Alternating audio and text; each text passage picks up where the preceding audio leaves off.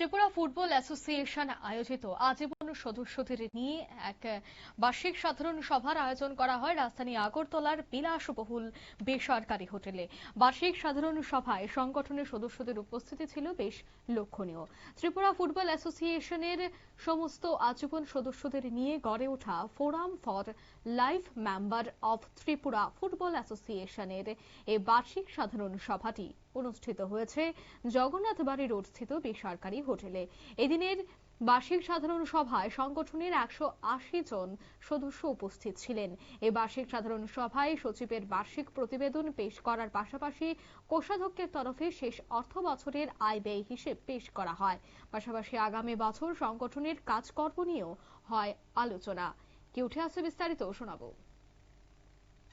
কিন্তু Tripura football association যে mother concern আছে বা মাদার অ্যাসোসিয়েশন আছে তার সদস্য আমরা এখানে ত্রিপুরা ফুটবল অ্যাসোসিয়েশনকে তার বিভিন্ন রকম খেলাধুলা বা মাঠে বা যে কোনো কাজে আমরা ফুটবল অ্যাসোসিয়েশনকে সাহায্য করার জন্য আমরা নিজের একটা ফোরাম হিসাবে একটা সংস্থা আমরা করেছি এবং আমাদের আত্মপ্রকাশ হয়েছে। এই ফোরামের মাধ্যমে আমরা টিএফএকে বিভিন্ন রকমভাবে সাহায্য করে থাকি আমরা, এবং মাঠে যত রকম খেলা হয় A division, B division, C division এবং কাজল সিটি থেকে আরম্ভ করে যা যা খেলা হয় সবগুলিতে আমরা পার্টিসিপেট করি এবং সাহায্য করে থাকি। এবং মেমেন্টো, প্রাইজ মানি বা দুস্থদের মধ্যে কোনো রকম সাহায্য বা কেউ বাইরে খেলতে গেলে হয়তো তার আসা যাওয়ার পক্ষে অসুবিধা, তার কাছে আমরা কিছু আর্থিকভাবে সাহায্য করে থাকি। আপনাদের এই অ্যাসোসিয়েশনের সদস্য সংখ্যা বর্তমানে কেমন রয়েছে? অ্যাকচুয়ালি আমাদের অ্যাসোসিয়েশনের বর্তমান যে সদস্য সংখ্যা যারা আছেন প্রায় 180 জনের মতো, কিন্তু এটা আরও বাড়বে।